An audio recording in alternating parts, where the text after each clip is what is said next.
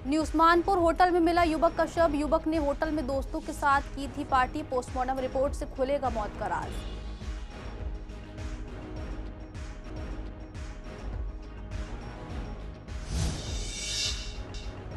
बाढ़ का पानी घटा, लोग लौटने लगे झुग्गियों की ओर। पानी सूखते ही बढ़ा डेंगू और मलेरिया का खतरा। सरकार के टेंटों का खत्म होने लगा टेंडर।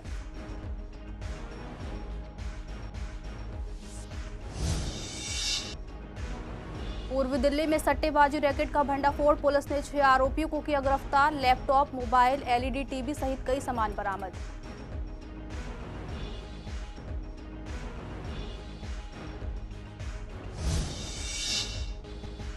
पतपड़गंज इंडस्ट्रियल एरिया में टूटी सड़क बनी परेशानी का कारण। बारिश में डूब जाती है सड़क, एक्सीडेंट का बढ़ जाता है खतरा।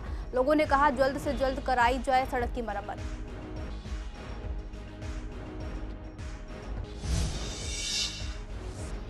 यमुना पार्क को मिलेगा नया एसओएल कैंपस। 22 सितंबर को होगा उद्घाटन। 4 लाख से ज्यादा छात्रों को होगा सीधा फायदा।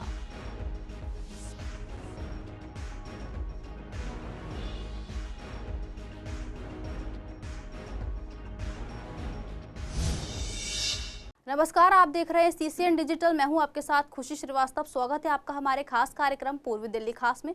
बुलेटिन की शुरुआत करते हैं कुछ खास खबरों के साथ। न्यू उस्मानपुर थाने को शनिवार रात करीब 9:30 बजे सूचना मिली कि एक होटल के कमरे में एक युवक बेहोशी की हालत में पड़ा है।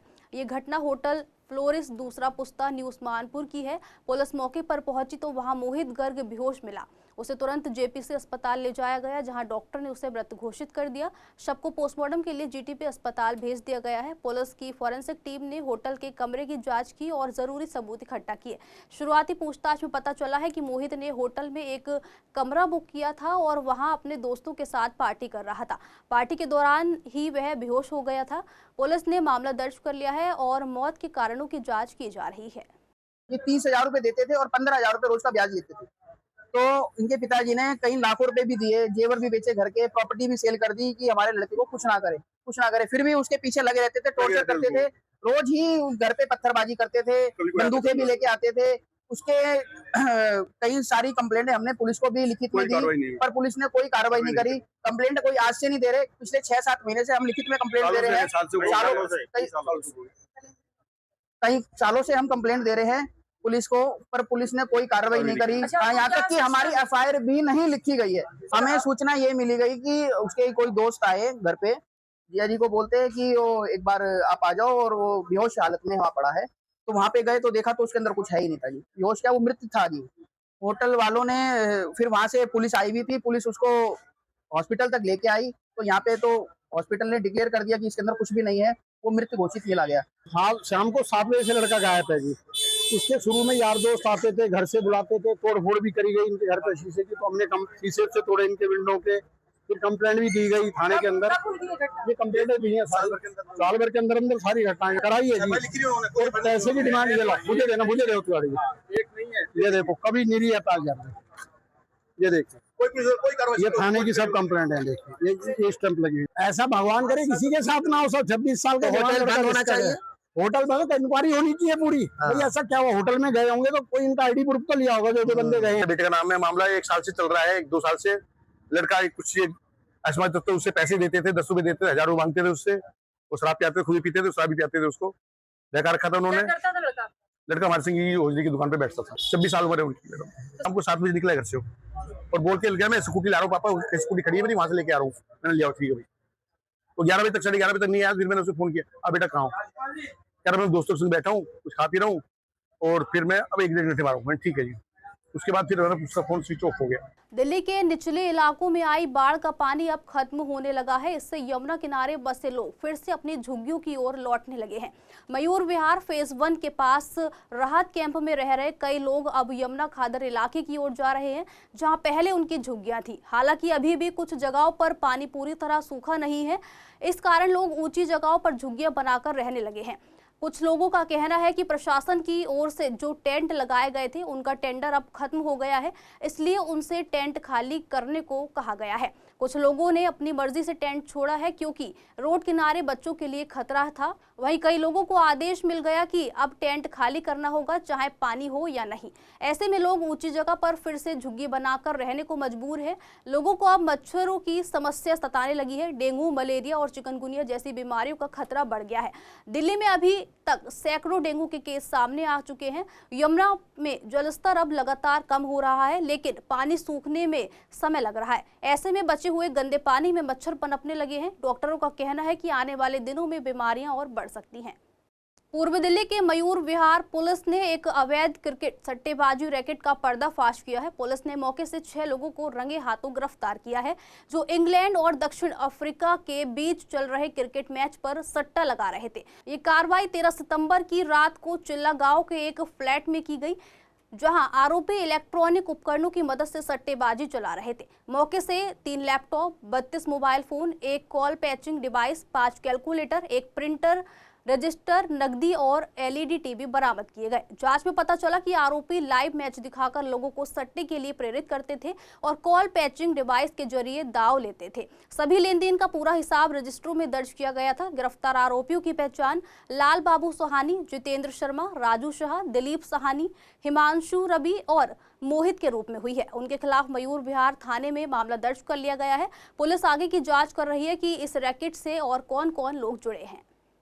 पतपरगंज इंडस्ट्रियल एरिया में Shahdara south zone MCD office जाने वाला मुख्य रास्ता कई सालों से बेहद खराब हालत में है। यहाँ काम करने वाले लोगों का कहना है कि सड़क पूरी तरह से टूटी हुई है, लेकिन आज तक किसी ने इसे ठीक नहीं करवाया। लोगों ने बताया कि इस रास्ते से बड़े अधिकारी भी गुजरते हैं और यही पास में ही एमसीडी का ऑफिस भी है, लेकिन फिर भी सड़क की मरम्मत नहीं की गई। बारिश के समय सड़क पर पानी भर जाता है, जिससे गड्ढे नजर नहीं आते और आए दिन एक्सीडेंट हो जाते हैं।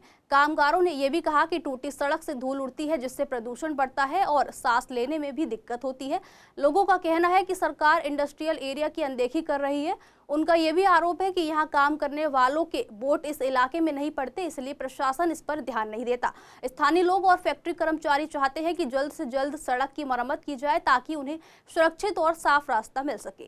कि ये जो गड्ढे हैं दिल्ली सरकार के में आते हैं, जो सरकारी कर्मचारी हैं एमसीडी का ऑफिस है सामने, वहाँ यहाँ से निकलते हैं तो उनको भी ये गड्ढे दिखने चाहिए, पर नहीं दिखते हैं और इन गड्ढों से हादसे होते हैं और रोज का है, पूरे पटपड़गंज में है। हादसे होना कहीं ना कहीं छोटा मोटा होता रहता है गड्ढों की वजह से।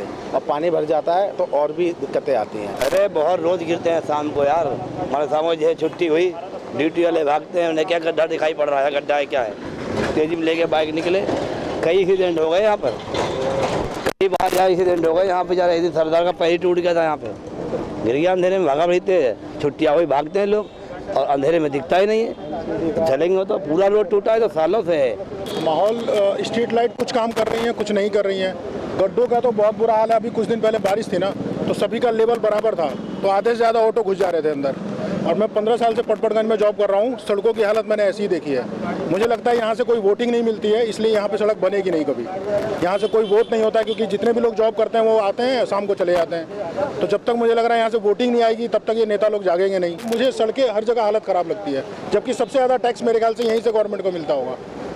अब यहाँ पे अच्छी कंपनियाँ भी हैं, बहुत बढ़िया बड़ी कंपनियाँ हैं, छोटी कंपनियाँ भी हैं, लेकिन सभी लोगों को इसी हालत में से गुजरना पड़ता है। पैदल आते हैं हम लोग तो बहुत बुरा हाल होता है, गाड़ी से आते हैं तो उसकी मेंटेनेंस का खर्चा बढ़ता है। कार से जाते हैं उनको गड्ढे महसूस होते होंगे, और एक गड्ढा नहीं है, आप देखें तो इतने गड्ढे हैं पूरे पटपड़गंज में, गड्ढे के अलावा कुछ नहीं है। अभी इस टाइम धूल और ये हादसे, ये फिसल जाते हैं लोग, क्योंकि ये कंक्रीट मिला हुआ है। गाड़ी से बंदा उतर नहीं सकता, जूते पहन के आता, सारे गीले हो गए, तो क्या करेगा इंसान। देखो पूरे रोड पे देखो गड्ढे ही गड्ढे हैं। पटपड़गंज में जहाँ भी जाओ गड्ढे मिलेंगे। जो मेन रोड जो भाई पानी इतना भर जाता है, निकल ही नहीं पाता बंदा आगे, और क्या मेन रोड 4 कदम नहीं चल पाता, आगे से लेके पीछे तक अंदर तक रोड खराब है। कि यहाँ की सड़क की जो हालत है वो कई सालों से लगातार बद से बदतर हो रही है, बुरी होती जा रही है। लेकिन सरकार आई और गई, सरकार चेंज हो रही है, लेकिन यहाँ की रोडों की हालत नहीं सुधर रही है। हालांकि सरकारी दफ्तर भी यहाँ हैं, बड़े बड़े ऑफिस भी यहाँ हैं, उसके बावजूद इस रोड की कंडीशन को सही नहीं करा जा रहा है। कैमरामैन नवीन के साथ अहरार चौधरी। दिल्ली विश्वविद्यालय का स्कूल ऑफ ओपन लर्निंग अब एक नए आधुनिक स्वरूप में छात्रों के सामने आने वाला है। ये नया परिसर पूर्वी दिल्ली के ताहिरपुर दिलशाद गार्डन इलाके में बनाया गया है। इसका उद्घाटन 22 सितंबर को केंद्र शिक्षा मंत्री धर्मेंद्र प्रधान करेंगे। ये कैंपस 9 मंजिला है और इसमें smart classroom, digital library, skill development centre जैसी आधुनिक सुविधाएं मौजूद हैं। उत्तर पूर्वी दिल्ली के सांसद मनोज तिवारी ने बताया कि इस परिसर से लगभग 4 लाख छात्रों को सीधा लाभ मिलेगा। अब पूर्वी दिल्ली के छात्रों को नॉर्थ कैंपस जाने की जरूरत नहीं होगी। एसओएल के joint director doctor Pramod Kumar Tiwari ने बताया कि केवल पूर्वी दिल्ली से ही 30 से 40% छात्र एसओएल में नामांकन लेते हैं। अब उन्हें परीक्षा, स्टडी मटेरियल और बाकी शैक्षणिक सेवाएं नए कैंपस से ही मिलेंगी। इससे छात्रों का समय बचेगा और उन्हें बेहतर सुविधाएं मिलेंगी। एसओएल 1962 से ऐसे छात्रों के लिए शिक्षा का विकल्प रहा है जो किसी कारणवश नियमित कॉलेज नहीं जा पाते। नया परिसर शिक्षा के साथ साथ कौशल विकास पर भी ध्यान देगा, जिससे छात्रों को रोजगार में मदद मिलेगी। उद्घाटन समारोह में केंद्र शिक्षा मंत्री के अलावा दिल्ली की सीएम रेखा गुप्ता, शिक्षा मंत्री आशीष सूद, सांसद मनोज तिवारी, दिल्ली विश्वविद्यालय के कुलपति योगेश सिंह और बाकी प्रमुख लोग शामिल होंगे। एक स्टूडेंट को अच्छा एजुकेशन मिले, ये भारत सरकार की सबसे बड़ी प्रायोरिटी है। बट जब इंटरमीडिएट के बाद जब बच्चे कॉलेज के लिए जाते हैं तो तरह तरह की प्रॉब्लम है। किसी का मेरिट लिस्ट में नीचे रह जाता है, कोई एंट्रेंस टेस्ट नहीं क्वालिफाई कर पाया, कुछ बहुत कंपटीशन है। तो एजुकेशन तो सबको देना है। तो इसको ध्यान में रखते हुए दिल्ली यूनिवर्सिटी का एक प्रधानमंत्री नरेंद्र मोदी जी के इनिशिएटिव से हमारे शिक्षा मंत्री धर्मेंद्र प्रधान जी और दिल्ली यूनिवर्सिटी ने एसओएल की शुरुआत की है, स्कूल ऑफ ओपन लर्निंग। और उसका एक सेंटर हमारी लोकसभा के ये दिलशाद गार्डन क्षेत्र में स्थापित हुआ, जो हमारे लिए भी हमारे लोकसभा कैरियर की एक बहुत बड़ी उपलब्धि है। हम उसी बिल्डिंग में बैठे हैं। यहाँ देखिए कुछ छोटी मोटी जानकारियां भी आपको दी जा रही हैं। और यहाँ से लगभग इस एसओएल से 4 लाख से ज़्यादा बच्चे एडमिशन होंगे, उनकी पढ़ाई होगी।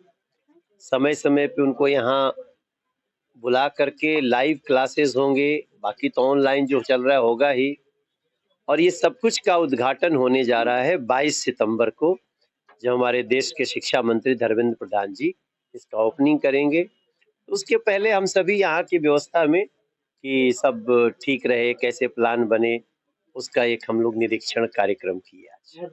कि पूर्वी दिल्ली से एसओएल में सबसे ज़्यादा विद्यार्थी आते हैं। लगभग 30 से 40% छात्र छात्राएं पूर्वी दिल्ली से आती हैं और यहाँ कोई सेंटर नहीं था।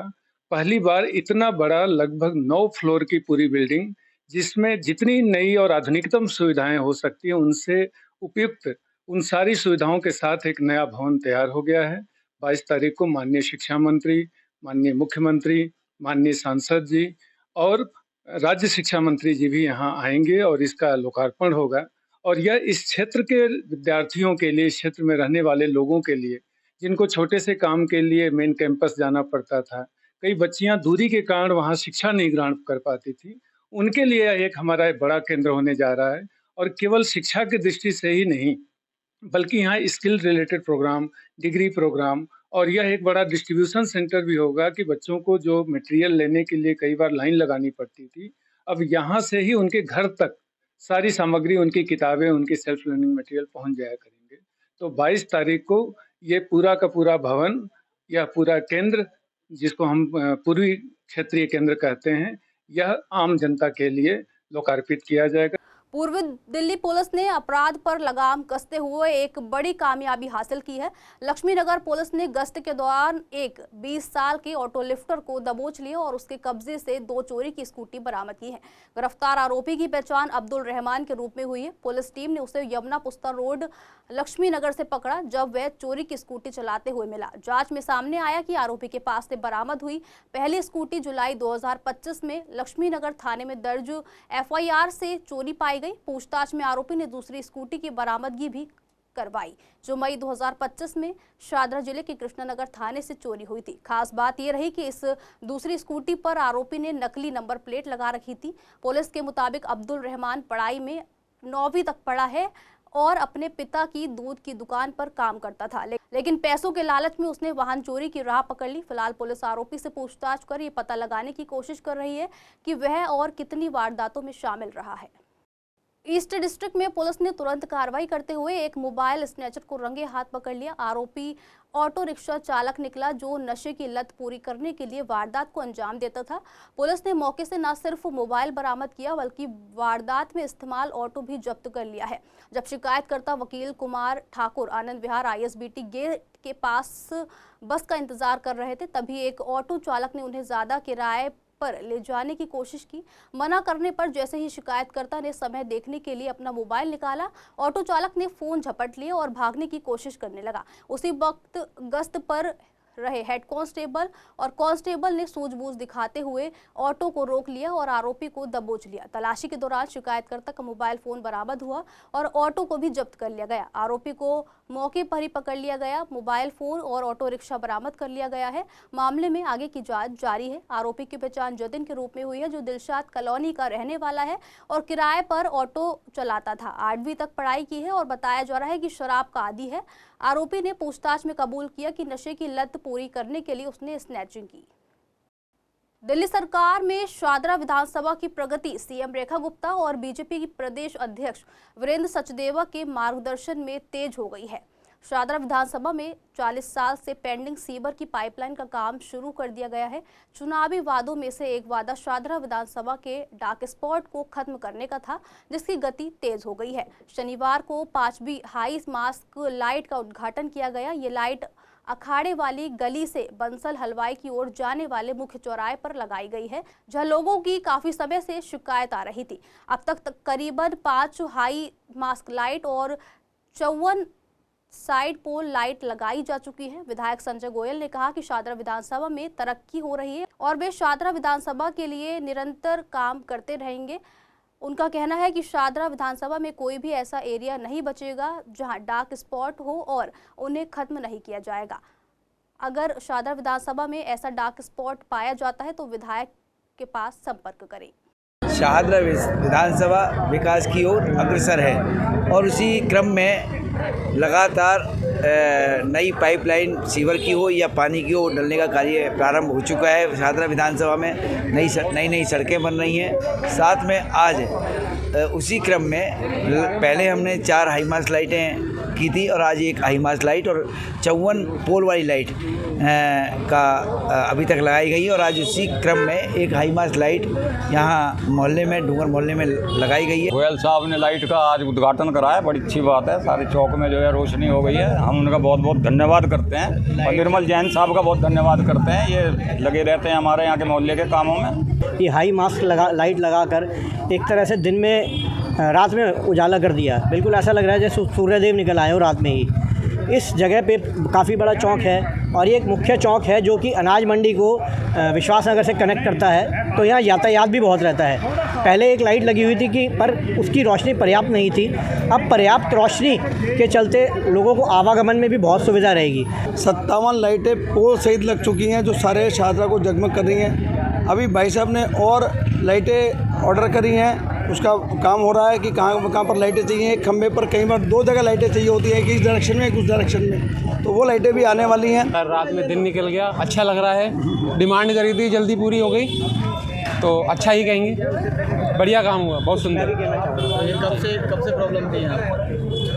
सर पहले छोटी लाइट लगी हुई थी, प्रॉब्लम तो नहीं थी। छोटी लाइट लगी थी, अब बड़ी लग गई। यहाँ पे लोग गिर जाते थे क्योंकि तो रास्ता ख़राब है, तो लोग गिर जाते थे। गोयल साहब ने बहुत अच्छा काम करा है लाइट लगा के, और हम उनका धन्यवाद करते हैं। हम यहाँ रास्ते में बड़ा अच्छा आते जाते हैं लोग बाग, पूरी रात रास्ता चलता है ये, और बड़ा अच्छा लगा ये लाइट लगने से। बड़ा ऐसे सुविधा मिली लोग बागों को, हमें भी सुविधा मिली जो यहाँ के वरिष्ठ रहने वाले हैं। फिलहाल के लिए पूर्वी दिल्ली खास में इतना ही। देखते रहिए CCN डिजिटल।